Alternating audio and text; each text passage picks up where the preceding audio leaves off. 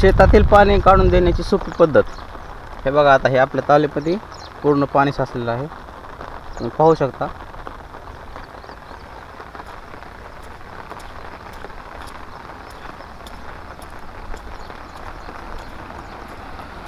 जर जास्त पाणी झालं तर हा जो बांध असतो, हा बांध बघा असा फुटू शकतो.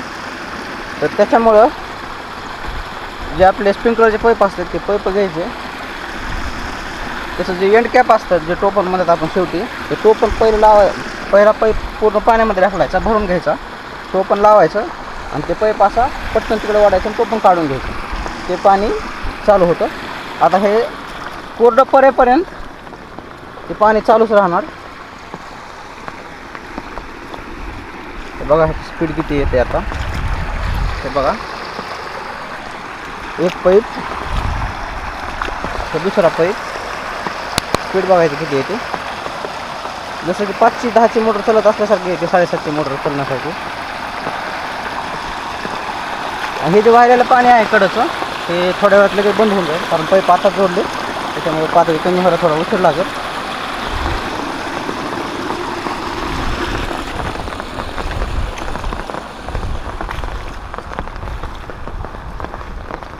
बघा उसाला कसं झालं आहे, पाणीच पाणी उसामध्ये.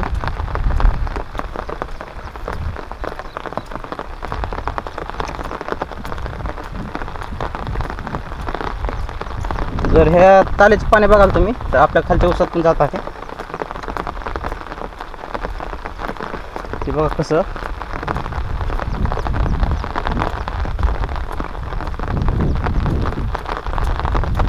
बघा इथून आपण पाईपलाईन नेलेली आहे वरी, तर हा थोडा हे ते पाईपलाईन वर गेलेली आहे आपली, खाली विहीर आहे आपली, खालून आलेली आहे पाईपलाईन.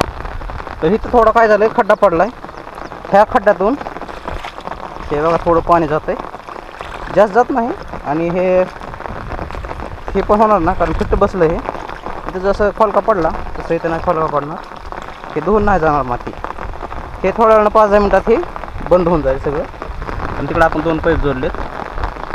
ते बघा सगळा पाऊसच पाऊस, एका रात्रीमध्ये सगळं पाणीच पाणी गेलं.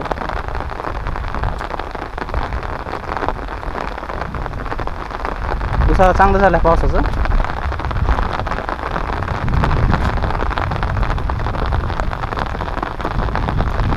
हे बघा शेजारच्याच आमच्या पाणी हे आपल्याच रानामध्ये काढा, म्हणजे आपलं जे खाली शेत असतं त्याच्यामध्येच काढा पाईप लावून. नाहीतर शेजारी पुन्हा कंप्लीट करेल, माझं रान माती धुवून गेली हे वगैरे. ते पलीकडचं आपलंच होतं, त्याच्यामुळे आपण त्यामध्ये पाणी काढलं. हे बघा शेजाऱ्याचं, आपल्या ऊसामध्ये नाही पाणी येऊ देत. ऊसामध्ये आलं तर आपली खालची ताल फुटते, त्याच्यामुळं त्यानं असे ॲडजस्टमेंट केलेले आहे. इथं पण त्यानं पलीकडे जाऊन म्हणून ते केलं आहे, जात नाही पाणी. आणि त्यानं त्याचबरोबर तिकडून पाणी पलीकडे जाऊन म्हणून इथं त्यानं दुसरं हे केलं आहे, खोलका केला आहे त्यानं. कारण त्याच्या शेतातलं पाणी त्याच्याच शेतात राहिलं पाहिजे, आपल्या इकडचं पाणी आपल्याच इकडं. कारण माती टाकलेली असते, माती आता नदीहून माती आणायची म्हणल्यावर एक जर आपण ट्रॅक्टर किंवा टिप्पर आणलं, एक टिप्पर आपल्याला 4,000 रुपये घ्यायचं. तर आपण त्याची माती टाकलेली असते 10-20 लाखाची. हे बघा पाणी, हा रस्ता आहे आमचा डोकाचा.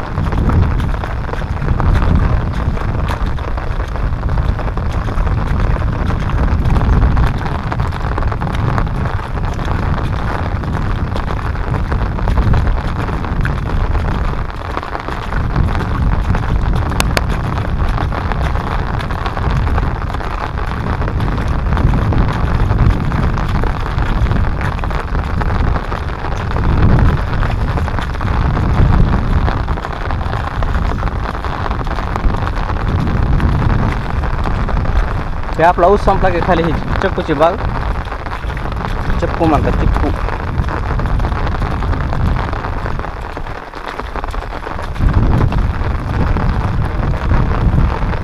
बघा शेजारी शेतकऱ्यांना कसं गेलं, आपल्याकडे पाणी येऊन म्हणून बघा शेवटपर्यंत त्याचं पाणी आपल्याकडे येत नाही, आपलं पण पाणी त्याच्याकडे येत नाही. आणि त्यानं त्याचबरोबर जसं वरी त्यानं बांध फोडून दिला त्याचा स्वतःचा, त्याच प्रकारे बघा इथं पण त्यानं बांध फोडला. हे बघा किती खोलका पडला आता जास्तच. त्यांना समज नसते मातीची किंमत. आपण माती टाकल्यामुळे आपलं मातीची किंमत माहिती, माती किती महाग असते. त्यांनी काय माती टाकलेली नाही.